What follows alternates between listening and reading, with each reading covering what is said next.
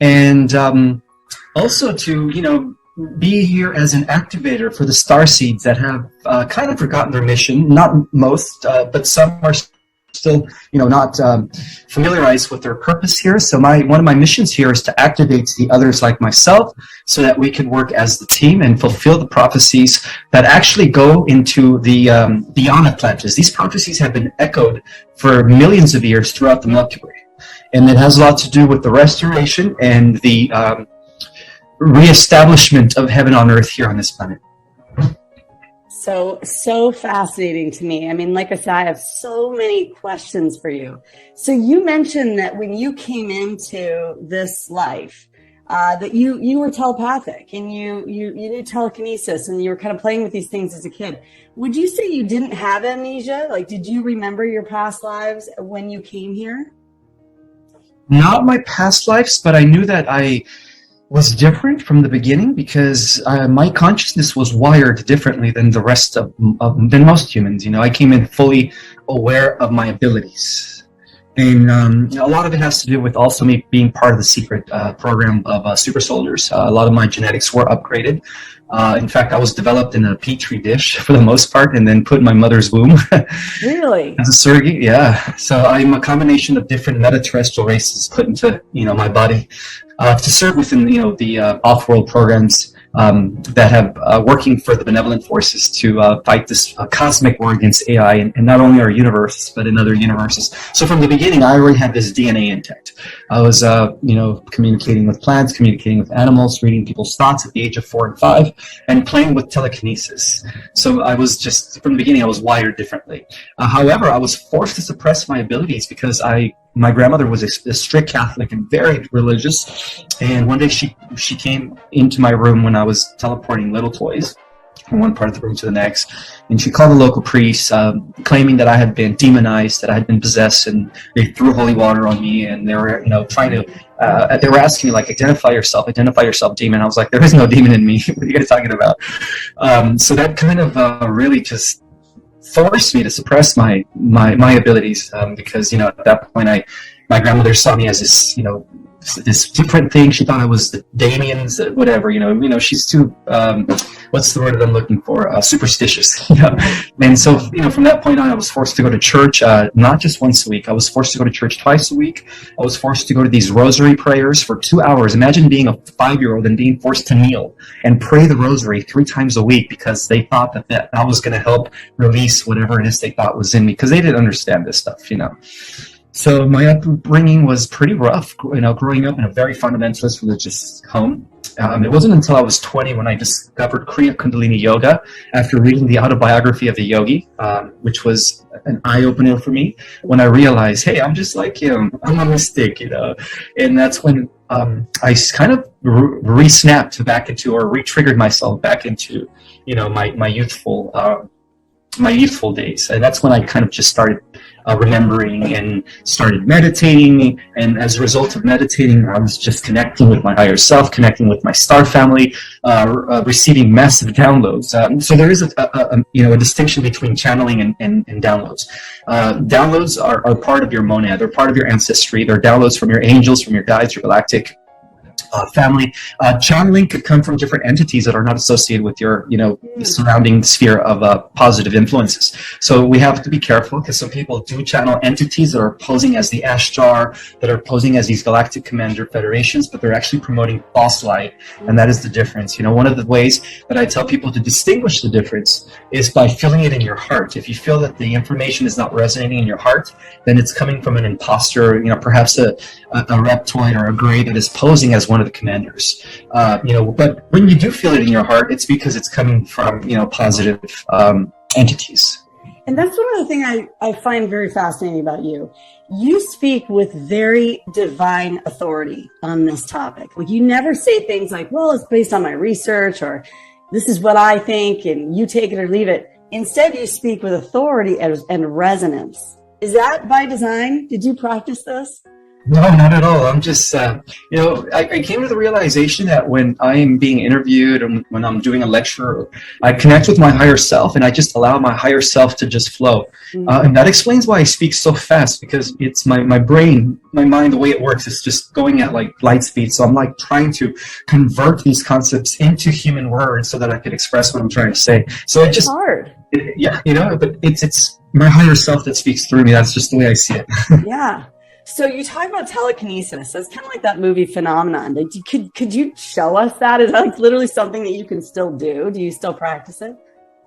You know what? I do in private. I don't like to promote these abilities until the time is right, because again, I am part of the programs, and I just don't want to, strike a wrong chord with anybody who is still monitoring me, because I am being monitored. I'm being monitored by the Galactic Federation, by the higher forces beyond them, by the angels, and then of course, the different groups. I'm being monitored by the White Hats, the Alliance, and then of course the Cabal has known about me since I first published my book 14 years ago. But they knew that I was, in my own category, so they knew they couldn't really do away with me, or they couldn't, try to stop me. But they tried to convert me a few times. There's been a few cases where agents of the Cabal were sent to me in an effort to try to convert me to the Luciferian side. And, I said no. They were offering me, roles in Hollywood, because I used to model when I was in my early 20s. I did it for just to kind of bring in extra income. And they would come in and try to like convince me or seduce me. We would make you the next Brad Pitt. You'll be on People's Most, Beautiful Man Alive. We'll do everything for you. And I just said no. I don't want. That's what celebrities do. They sell out to you guys. Yeah. And that's just not my mission. My mission is different. So they tried to convert me a couple of times when I was in my early 20s. I've noticed that too. I know that a lot of starseeds have been approached by people that are practicing telepathy and maybe even remote viewing, but they're not using it for the light.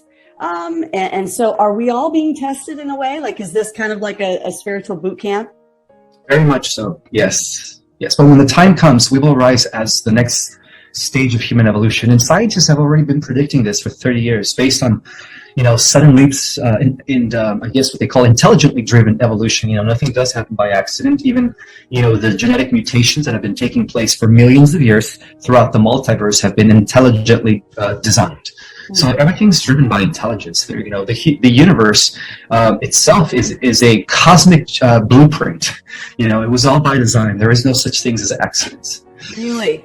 So I'm curious about, you mentioned that that you were made in a petri dish, or that they were kind of organizing. Is it possible for a soul to be fragmented and then be carried out into multiple individuals or people in this incarnation? In other words, I've heard people say things like, in this end times, in the Mary Magdalene, soul has been fragmented and is alive and well in many, or encoded in many people throughout the world. Is that possible? Or those are people that have served within the Solar Warden programs, but I served within a very elite branch known as Radiant Guardians, where my consciousness wasn't fragmentalized. They can't clone me. I'm one of, I guess, what they call type of breed that cannot be clonable because of what I am and who I am. Interesting. Okay. But, however, I do have 97 or 96% of my consciousness that is operating with different avatars in the higher dimensions, and I'm still very active there. So I'm still part of the galactic wars. I'm still fighting in the astral. Well, not anymore. We just cleared the astral within the last few months. But throughout my whole life, I've been actively participating in these other dimensions. Yeah, I'm very curious about that. Okay, so you mentioned avatars in the higher dimensions. I think everyone's just doing our best to understand these things, so bear with me. Everyone learns different. I tend to have visualizations, and probably about 2013 is when I started to become activated.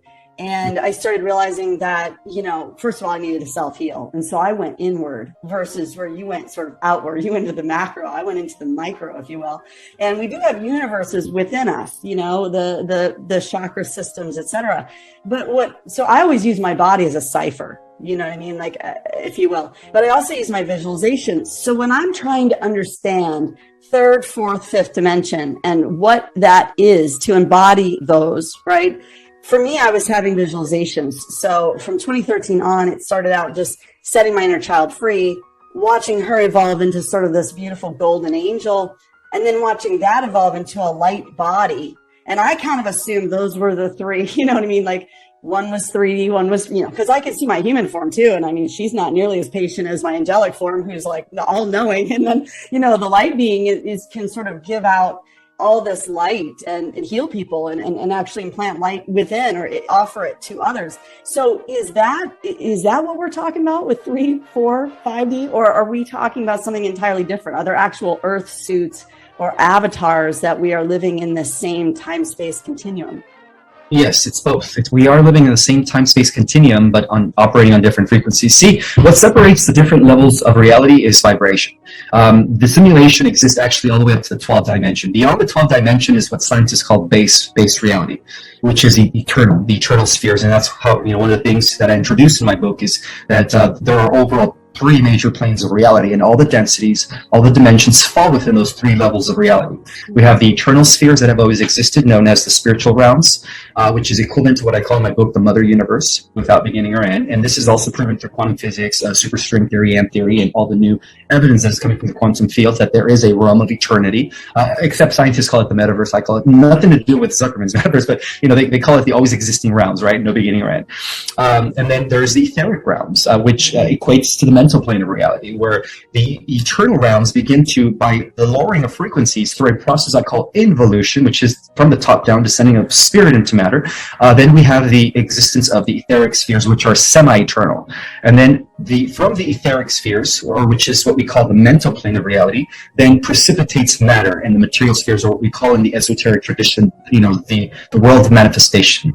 And the world of manifestation is actually held together by geometry and vibrations and sounds and frequencies. So that's how the simulation works. It's all being projected from the mind of the mental plane of reality. So do we kind of, through our soul body, create our avatar? Like, is our avatar sort of a reflection of the soul itself? Absolutely. And that is the reason why when the fallen angels translated into the material plane of reality, which I describe in detail in my book, they inherited these grotesque, awful physical forms, which became like, denoids, reptoids, and just creatures. What we consider monstrous, demonic, right? However, when the angelics, or those that remained loyal to the One, because, that's what distinguishes the positive ETs from the negative ETs. The positive ETs all follow and are associated with the law of one, unity consciousness, everything's alive, everything's sacred. Those that disassociate from the law of one, are part of the separative type of consciousness where they see things as, everything's separated, therefore it's all about me. So that's when, the ego comes in, which is the first deadly sin. And that's what distinguishes these 2 categories. So the light beings that served and continue to honor the light became the most beautiful physical angels, and that's how the angelic kingdom came into existence, or what we call the Adam Katmon. In terms of physicality, the Adama, our origin. That's so interesting. Okay, so a lot of people are aware by now that this is the end time prophecy, as it's stated in Revelation. And obviously, you've gotten into the bloodlines. I've been super fascinated with this. And it's just incredible to see how Trump and the Patriots and the White Hats have just dominated in the stars ever since 2013. But I'm curious, a lot of people are expecting a second coming. And it says in the Bible that he would come in the clouds and that he would come in the stars, the morning star, which actually in the Bible interprets as Jupiter. But is he actually, do you believe he's going to be coming, or, in some fashion or some form back? Do you think we'll see Christ come back? Well, the esoteric or metaphorical meaning of the second coming, which, again, what we read about in today's scriptures, not just the Bible, the Quran, and other scriptures, is a edited version of the original text. The original texts say that at the end of the cycle, which is now right at the beginning of the 21st century, that a new set of gods and goddesses would emerge. So the second coming of the Christ with the angels is really the activation of the Christ mind in all of us, all the light warriors, all the starseeds, all the celestials that are down here in human form. So that is the true metaphorical meaning of the second coming. It is the activation of the Christ mind within all of us. So in a sense, it's like, the starseeds are the second coming. And that's been prophesied about. They're called the elect, the 144,000 that were sealed with the seal of the Lamb. And the Lamb represents the Christ mind. See, the Christ mind is what is known as Christ, is unity consciousness. It is a mind that civilizations beyond the 5th dimension and up are already living in. So that's what explains the different kingdoms of light that exist on these different levels of reality. So that's what the Christ mind is, but it's also technically the mind of the Logos. And what is the Logos? The mind of the universe, right? Mm-hmm. So Christ was a perfect example of demonstrating unity consciousness. And so that's what the second coming of the Christ is. It's the meaning, of the second coming of the Christ, is the awakening of the Christ mind within us. And that's what's happening. I love that. I know a lot of my followers really resonate with that. And I feel like if I were to look back on, because I've started to become aware of other timelines as well, that maybe I'm living on and other versions myself, but there's no other version I'd rather live in right now. I mean, we're all about to be set free in a way we've never even seen in this earth plane, right? I mean, this is such a time to cherish. Yes, the Galactics are actually calling it the Great Cosmic Reunion.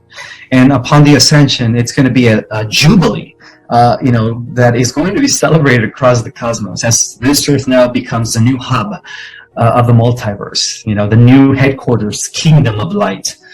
Yeah. That is so crazy. All right, so let's talk about the future. They say that, the 7 mountains of influence will crumble and a new kingdom of heaven on earth will arise. And so what does the future look like? I mean, what do you think it looks like here on this plane?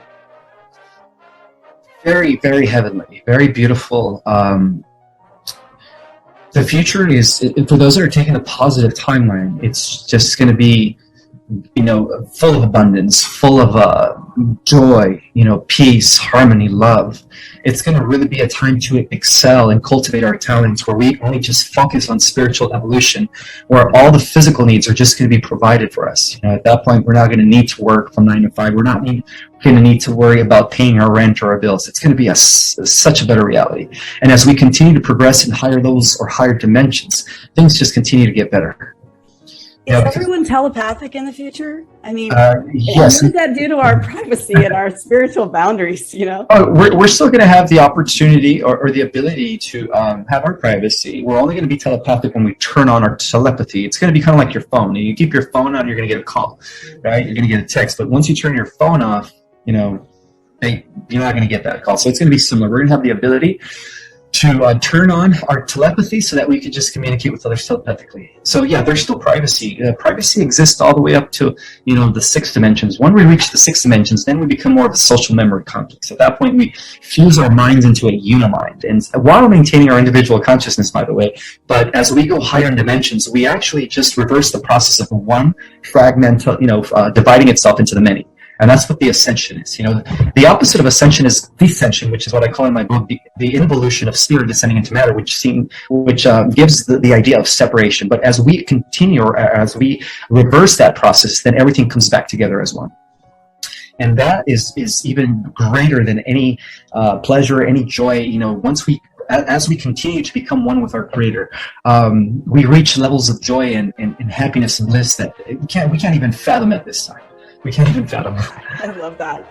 So with telepathy, obviously some of us have started to practice this. And I've had people come to me telepathically, but I don't know that I'm speaking to the right person. Do you know what I mean? They can come and say, oh, I'm so-and-so, right? So is it supposed to be a two-way connection? As in, I need to tune into the frequency of whoever it is that I wanted to have the conversation with, connect with them, and they do the same, so as to ensure you're actually speaking to who you think you were speaking to?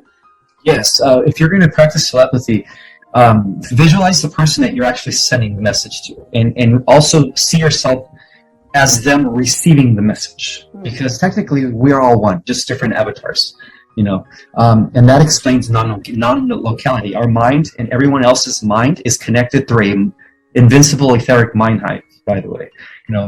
So that's how telepathy works. But make sure that you visualize the person that you're trying to reach, and also if you're receiving telepathic messages, see what image first pops up in your head. If it's their image, then it's coming from them. It's also an image that we get that tells us who is sending us the message. Kind of like an encryption code.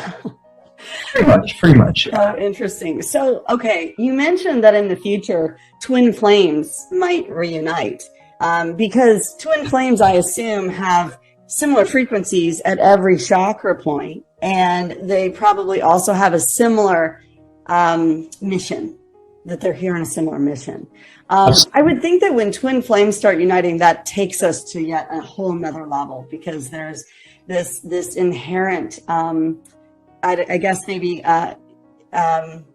intuitive activation that would happen there. Would you agree with that statement? Yes, because the whole meaning of the twin flames merging back together as one is also at the highest level of reality. It is the cosmic mind of the Christ merging with the mother goddess mind of Sophia coming together as one again. Because right now, through the involutionary or descent process, they separated. So we have been undergoing this healing in order to bring that back into balance, which is the ultimate, cosmic marriage, is bringing back Sophia and the Christ as one. Yeah, it's really sad to see in this matrix just how divided the male and female have become. And, everything is designed to sort of separate. And that's sad, because I do seek beauty everywhere I go and in everyone that I meet. And I just want everyone to love themselves and, to the core, because that's the only way to live. There's really no other point in being here and having this experience if you don't love what you're doing and love yourself, but I just feel like it would be so great to see that shift, because I feel like the matrix and my daughter's 12, so I've created mantras in my own house. I love my body. I love my food. I love my life. I say it to her all the time so that it resonates, because we can program each other. I think we forget that. We forget that, yes, the matrix is an illusion. It's constantly bombarding us with thoughts, but we can create our own thoughts at all times, even among our families. Absolutely. And another thing I want to point out is that all the starseeds down here on the earth represents the unity of Christ and Sophia. So in other words, all the females are the embodiment of Sophia. They've all been Isis, because these are archetypes now. They've all been Athena. They've all been Aphrodite. And same with the males and all of the male avatars. So it's like we're now bringing it together. And that's so Isis and Osiris are actually good. I mean, there's been so many stories. It's hard to know what's up and down anymore. They actually, yes, they represent the kingdom of light that stems from the upper region of Orion. So they were very instrumental in aligning people back to the teachings of the One as well, the laws of One and unity consciousness. But, they've been thrown under the bus because they were Egyptian. But the real enemy in Egypt came with Osiris's half-brother Set, who was actually the Babylonian god Marduk, sorry. Marduk was the evil Egyptian god that took over the original golden age of Egypt and kind of corrupted it. And so he twisted all the records around. But Isis represents, the Egyptian version of Mary Magdalene, Mother Mary, and so on and so forth. Just as how Athena represents, and Venus represents the Greco-Roman version of the seed of the divine female mother goddess. Okay, so let's talk about Orion. Okay. So you mentioned there's this, I don't remember what you called it, Order of Orion or something, and they were evil. But in the Bible, the Orion Empire, yeah. The Orion Empire? Yes. Okay. In the Bible, it speaks of Orion as actually being the Redeemer, the coming Redeemer. And can you help us understand Sure. that? Okay, so in the initial stage of our galaxy, the lower belt of Orion was inhabited by the Draco. That's where the Draco first came into being, in Alpha Draconis, Sigma Draconis, right next to the Regal system. From there, they kind of tried to expand an empire, and they did, for a while, until they were, met face to face with the Galactic Federation from Lyra. And so that's where originally, since evil first took root in our galaxy, the forces of light have been very instrumental in redeeming that region. Because for millions of years, the region of Orion has been a hotspot of galactic wars. I mean, that's how they get the version of Star Wars. When we watch movies like Star Wars, it's actually talking about the Orion Wars. It is a war that took place between the upper system of Orion, which were representing by, the lineage of Michael. And that's why, the Jedis always had the blue, right? The blue, because the blue ray represents Michael, which comes from Sirius, by the way. And then you had the lower part of Orion represented by the red, right? Animosity, the Sith Lords. And so that's how George Lucas was able to write Star Wars. He took from, the concept of Orion, and he just created his own version of those wars. Oh. But the reason why prophecies in the Bible have said that the Redeemer is coming from Orion is because Orion was the last region to be restored in our galaxy. And so that just recently happened within the last few years. And so that explains why, some believe that the New Jerusalem is actually hailing from Orion. And there is a mothership called the New Jerusalem. And that New Jerusalem is inhabited by all these positive beings that redeemed Orion and are now here to bring forth, or assist us in the restoration of our planet. But yeah, Orion was always a huge Battlestar Galactica for millions of years until recently. Wow, because we know that there are recreations of Orion, at least the star formations all over this Earth plane. You've got it at even Building 1, Building 2. Even in Tower 1, Tower 2, Building 7 in New York, as well as in the pyramids of Giza and in the St. Peter's Cathedral in Rome. And obviously they were doing very nefarious things underground in St. Peter's Cathedral in Rome. But there was always a river right next to the Orion, and it was representing Eridanus in the stars, which is the constellation that I would call the Sea of Souls. Were they keeping us trapped here somehow and reincarnation loop through trauma and control systems? Yes, they've been doing that for thousands of years, but that system or that program has been dismantled now. Because I don't know if people realize, but there's a dagger. Like Orion has a dagger on his belt. Yes. If you look at the picture, and JFK Jr. on his right arm has a dagger tattoo with a Z at the end, meaning the Alpha, the Omega, the beginning, the end, the one who is, who was, who always will be. I find that very interesting that we're seeing the Z, or the finisher, the ending, all over the tanks in Ukraine, and we're seeing this even in the relief packages.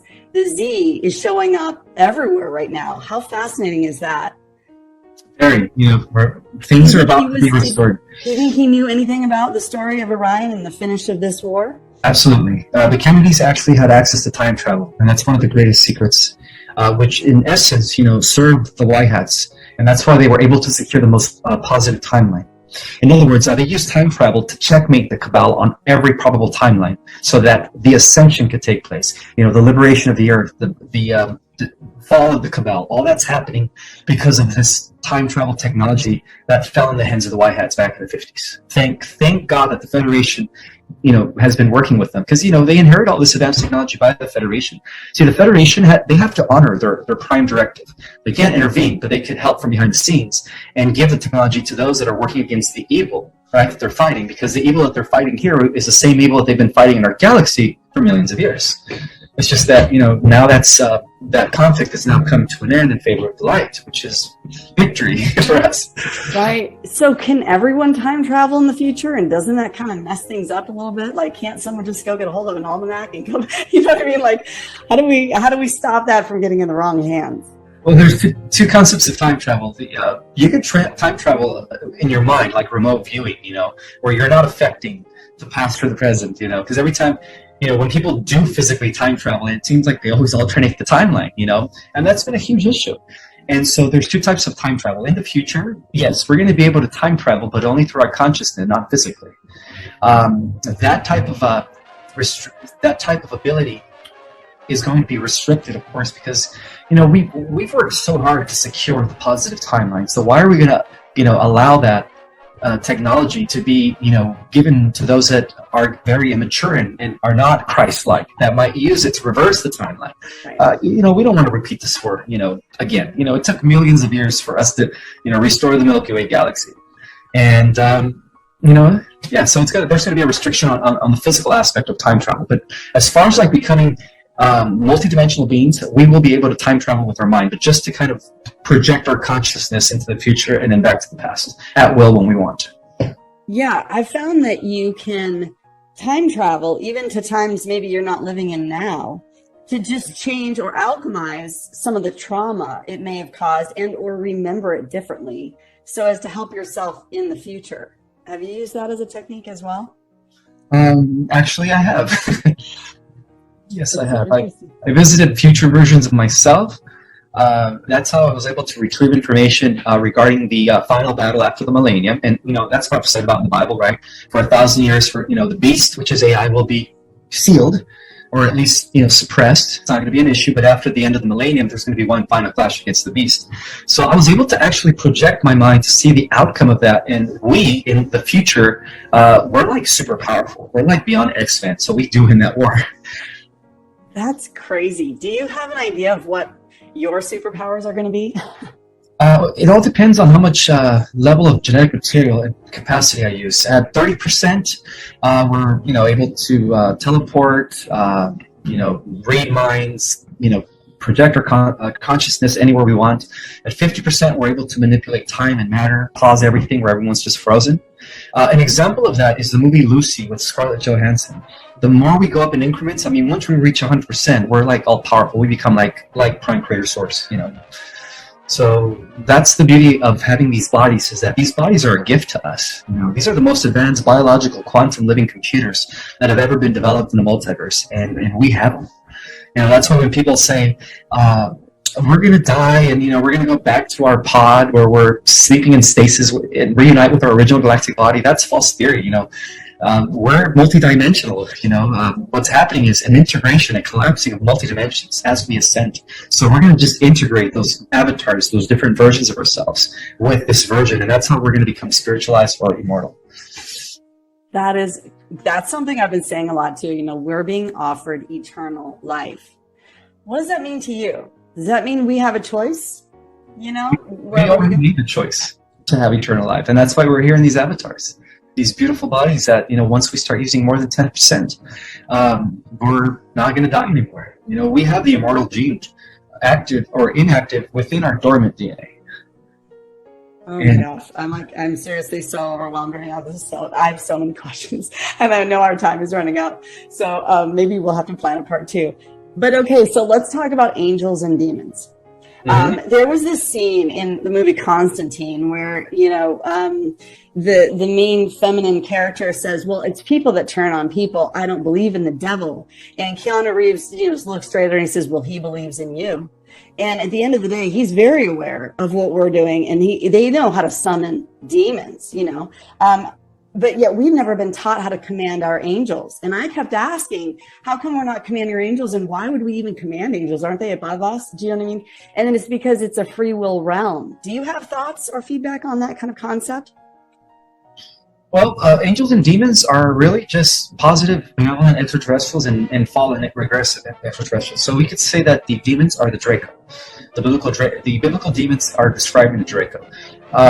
The biblical angels are the Pleiadians, the Lyrians, the Arcturians, the Andromedans. So yes, it is. We should keep invoking, our star family for assistance, because one of the reasons why they haven't yet established first contact is because not enough of us are reaching out to them. But we're living in a time where many people are actually connecting to their star family, which is amazing. So people should expand their thinking, and they should learn to command and or request assistance. Absolutely. And, it's part of our birthright. I don't mean to sound, like we're like God's masterpiece, but in a sense we are. So that's the reason why they were there to serve us. So the angels are actually waiting for us to command them. They're here to serve us, because they know that we're God's ultimate masterpiece. Wow. That's really powerful. I need to do more of that. I think we all need to do more of that. Would that speed up the timeline? Absolutely. If everybody started, going within and starting to, request help from the angels, the angels will respond like this. It was something my buddy told me a few years ago. He says, there's a huge unemployment line in heaven. And I said, why? He says, because not enough people are invoking the help and the assistance of the angels. I'm like, oh God, they're unemployed. Yeah, so they're waiting for us to invoke them. Oh my gosh, that's so interesting. So okay, we talk about an ascension into 5D. And so are there angels operating in higher dimensions that are with us, that chose to stay with us at this time? I've been told maybe, part of our bloodline or people that are part of our ancestry that are here. Is that what makes up our angels? Yes, our angels is a collection of your ancestors, which also consists of your spirit guides, or part of your spirit guides collective. It consists of your higher self. You know, a lot of I guess versions of ourselves that are existing in these higher dimensions are also part of our team. We have a whole team of invincible helpers. You know, we just, like Napoleon Hill says, all we have to do is establish some sort of rapport, some sort of, you know, intimate relationship with them, and they will do the work for us. Wow. You know, but it also works both ways, you know, in terms of like the Cabals, you know, sorcery at the highest level of the Cabal. There's been sorcerers, right? Like Aleister Crowley and these, you know, evil black magicians. They operate the same way, you know. They've been working with Greys and Dracos, and that's why they're able to do what they did. You know, what's his name? John Dee, you know, the sorcerer that was working within the courts of Elizabeth I 500 years ago. One of the reasons why they were able to defeat the armadas that were coming from Spain was because he was invoking the help and the presence of the Draco to use advanced technology to create those world turns, and then they all just kind of went into the sea. You know, Queen Elizabeth was saying to John Dee, well, when can I send my troops? They're coming. And John Dee said to her, don't worry, I'll take care of this, because he was a sorcerer. So black magicians and sorcerers have always been assisted by, or have been working with the Draco and the Greys, and those are the demonic forces, obviously. It works the same way, you know. Right, but it seems as though to have control over, to put in control systems takes a tremendous amount of energy. I mean, the amount of energy it takes to control people who are naturally sovereigns, it seems like it would take just, you know, it's sort of like the power of a negative thought is far less powerful than the power of a positive thought, right? So it seems like to be resourceful would be far better than to be into sorcery. In other words, allowing nature to divine with its natural state. You know what I'm saying? It seems like, in other words, what I'm trying to say is it seems like the people that work in the light would have far more power than those working in the dark. And they do. Because also at the highest level of the Y hats, see, the Y hats have been around since Atlantis. They actually, after the fall of Atlantis, they became suppressed and they went into secret. And they've been operating from secret for thousands of years, including now. You know, a lot of the Y hats do operate in secret because they're playing, you know, a very intense game with the dark hats. So at the highest levels of the white hats, we've also had magicians like working with the white magic and the white light and healers. You know, like Gandalf type figures, like Lord of the Rings, right? Gandalf was one of the guardians of Earth. Mm-hmm. So we do have Gandalf type figures that have been assisting the white hats for centuries, by the way. And it's easier for them to work with the angels, yes, because they work with the angels in the Galactic Federation. So interesting. So the concept of precogs in the movie Minority Report, it's funny how movies are real and, you know, we're living in this reality that's totally fake. But, you know, so in the movies, these precogs can lay together, put their heads together, and they can see the future and they can see crimes before they happen. I've been told there are military operations where, you know, 6 or 7 intuitives can come together and they can help and assist, you know, in military operations where people maybe are going underground and they need the safety and the protection of the precogs. Is that true? Yes, that's been part of the secret space program. Yes. At the highest level, you know, the shadow government, CIA, has been very involved in developing these precogs, remote viewers, all that stuff. All that stuff is real, you know. And they use these movies to dispose it. You know, a lot of the stuff that we see in these movies is actually reality. Unfortunately, you know, to the mind of the unawakened, they see it as sci-fi. But to the mind of the awakening, you know, they see the message. You know, they see what's really going on. Yeah, you know, I was going to say, I've talked on my channel about my visualizations, and I've talked about, you know, we've done a few different projects like Bonds for the Wind, and I didn't know how my audience would respond to this, but I'm thinking about it this morning. I'm thinking, you know, we have been so prepared for galactic alignment. It's like it's been in every movie. There's been, you know, Close Encounters of, I don't know what we're on now, 6 kind. You know, there's been so many disclosures by now. Do you think that people are ready? Yes, I think so. I mean, 10 years ago, no. 5 years ago, maybe. Now, due to the, you know, the increase in the acceleration of the collective consciousness, yes, I think people are ready now to understand that we are not alone in the universe, that the multiverse rather, is teaming up with life, and that, you know, we are part of a greater galactic and intergalactic and ultimately part of a cosmic society. Okay, so let's talk about the ascension. So once we reach the 5D, for those that don't want to ascend, can we go back and see them? Do they have any memory of us? I mean, what happens to those that maybe didn't come here on a contract to ascend up to the 5D? Are we totally disconnected at that point? Not necessarily. For the majority of the humans, which are non-starseeds, what I call in my book the newbies or the Earth Terrans, they're at least going into the fourth dimension as a collective. We will be aware of us. Oh, absolutely. They're going to have memories of us. We're going to have our memories intact as to what we were when we came into these mortal bodies. And we're going to be able to, through the lowering of our frequency, come back into the fourth dimension and interact with them as well. But they're going to see us more as angelic. That's why intelligences from the higher dimensions have always appeared as angels, but in that level of reality, they are as physical as me and you. That's so, okay, so it seems like we're having a big test. Like it just feels like a test after test after test. Like I said, spiritual boot camp. Do you think there is a judgment? Is there a throne of Christ? Is there a point in time where us as starseeds are judged if we don't take our rightful position? Well, because of the fact that we are the Christ, the higher self, our higher self is the Christ within all of us, we become our ultimate judge in the end. Really? Yeah, there is nothing external of ourselves that is going to sit there on a throne and judge us. No. We're constantly being judged by our higher self. Not judged in a bad way, but in a way where it's like, the universe is constantly sending people, circumstances to kind of get you back into alignment. But that's your higher self's version of bringing you back into, your mission and your purpose. So as far as this external judgment, no, that's all fear-based. That's all, part of organized religion, and that's all coming to an end. So ultimately, we are our own judges. Yeah. I always wondered about why are we so hard on ourselves? Why are we so self-aware? In fact, I was learning about a research study that they did and asking people on their deathbed, what would you have done different? And they said, I would have loved myself more. I would have accepted myself. I would have judged myself less. Maybe I would have enjoyed who I was and found the joy in the experience a bit more, right? Do you agree with that statement? And it's definitely kind of a moment in time where you're going through the biggest transition that we know of, right? And so a lot of people carry a lot of fear of death. But when you come to that day or that moment, you kind of ask yourself, did I do it right? Exactly. Yeah.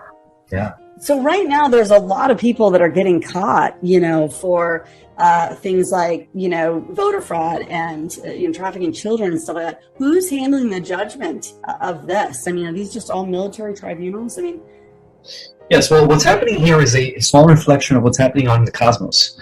It turns out that in many galaxies, there are intergalactic tribunals taking place right now.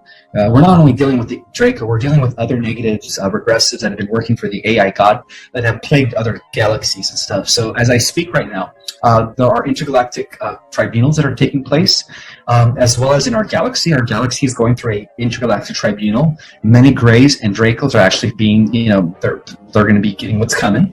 And that's also now reflecting here in our world. So it's all happening at the same time, but on different dimensions.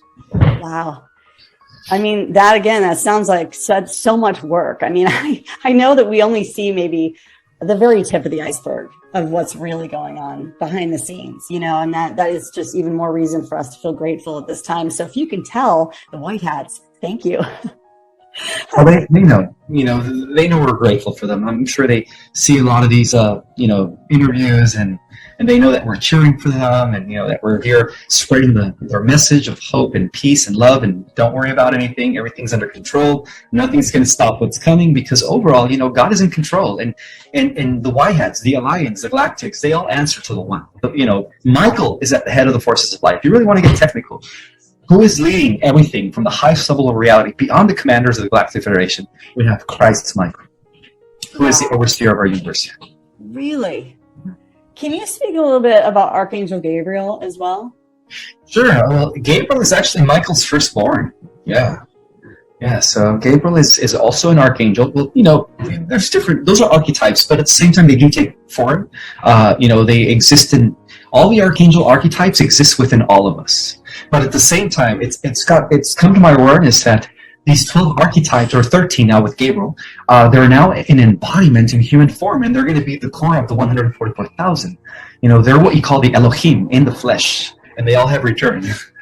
Wow. So Michael is here, Gabriel is here, Raphael is here, Ariel is here, and all their female counterparts. Michael has Michelle or Faith, your new name, right, Michelle? That's very divine. She happens to be our Heavenly Mother for our particular local universe. So every local universe has an overseer, an Omni King and an Omni Queen that oversees each universe. Yeah. Wow. It's so big. It's hard to wrap my head around completely. So I think maybe we should wrap this up because I'm really conscious of your time. Do you want to tell everyone how they can find you and talk about your courses that you're doing?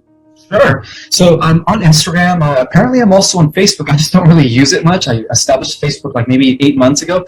And the way I set it up, well, not me technically, my friend who is, tech savvy. I'm not like tech savvy. He set it up where whenever I post on Instagram, it goes directly to my Facebook, but I don't use Facebook, so all like my messages are piling up. So I guess I should make an effort to start replying to people on Facebook. But I mainly use Instagram. I'm under Project Restoration Zion 1. And it's just one word. I'm also doing Starseed Cosmology courses that are actually activators, giving you cosmic information that might help you awaken to your galactic and multidimensional self. I've gotten a lot of good feedback on that. People that actually took my first course in June, they noticed a difference, because at the end of the course, I teach you the techniques that I've been applying in order for you to have access to your own Akashic records and to, understand who your galactic and over higher self, Christ self is. I'm also promoting my book, Our Cosmic Origin. For those that haven't read it, it is a mind opener. It is a next level disclosure. It is restoring cosmic information back to the earth beyond everything that we've been taught in the last 10 to 15 years, ever since the awakening began. And my book you can find on Amazon, Our Cosmic Origin. That's so awesome. Thank you so much, Ismael. It's been such a pleasure to have you today. And I want to leave with one final question. So the concept of fate and the Akashic record or the divine scroll of destiny, we each have one, right? Absolutely. How much can we modify that based on our intention or our manifestation?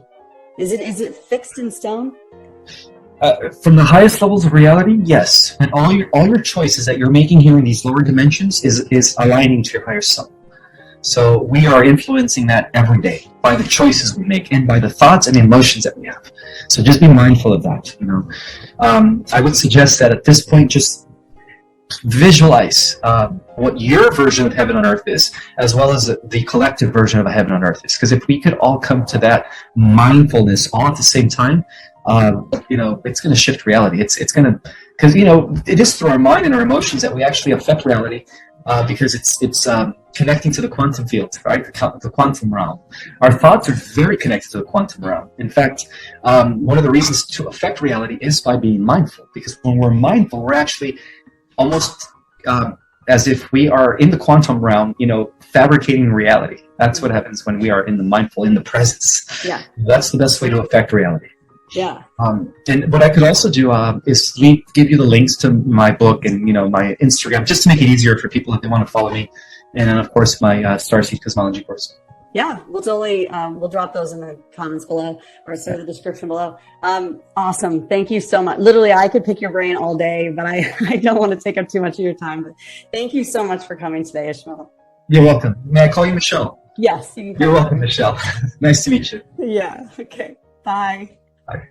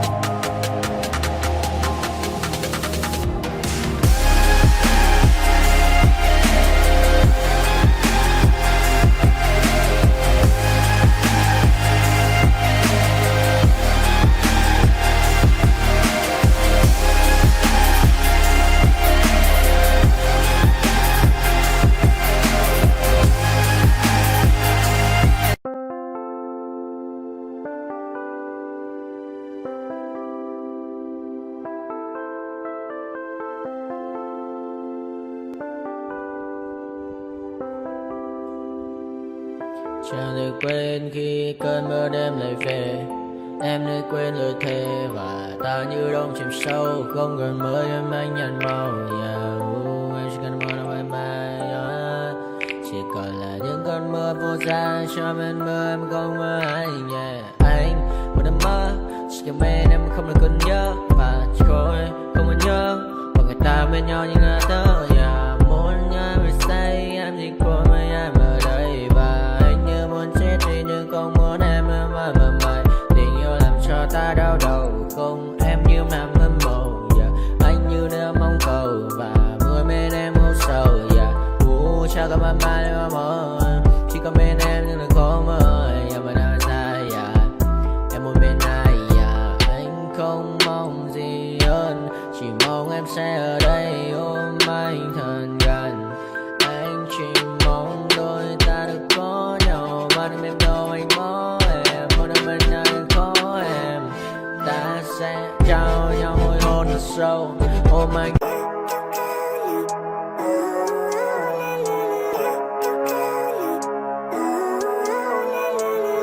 Living life, every day, late at night, not okay. All I want, and I pray, all I need are some better days. Fuck me, I'm looking in the mirror, so foggy, but I've never seen clearer. I don't really think anyone can save me, and honestly I'm not really sure I want saving. I like to be my own worst enemy. There's no risk if you don't try at anything, so I'ma just keep buying everything. See you in the next life, have to be a better me. I don't think that my head's on straight, gotta flip it and grip it and go and get an x-ray. What's wrong with me? I just feel weight pushing on my chest and it squeezes till I suffocate. Better change my mindset, meditate. It's pretty cool that I'm alive and have better days. I could walk, see, hear, I should celebrate. Think I could change my mind, maybe elevate. Living life, every day, late at night, not okay. All I want, and I pray, all I need are some better days. Yeah, all I need are some better days. Cause all I want, and I pray, I believe in the better days. I'm kinda stuck between a rock and a hard place. Do I work hard or live at my pace? You're only young once, yeah that's all great, but I also want a future where I'm okay. Living life is doing lots of cocaine. Wait no, it's living with no shame. Wait no, it's sleeping in on Sundays. I guess it's different for each of us and that's okay. Well I just wanna be happy, how to get there? Glad that you asked me. I think it's different for everyone. Some of us need work, others need fun. Some of us need purpose to overcome. But try to do what you love when it's said and done. Cause there's so many differences in each of us. Trust your gut, it can show you what you want. Living life, every day, late at night, not okay. All I want, and I pray, all I need are some better days.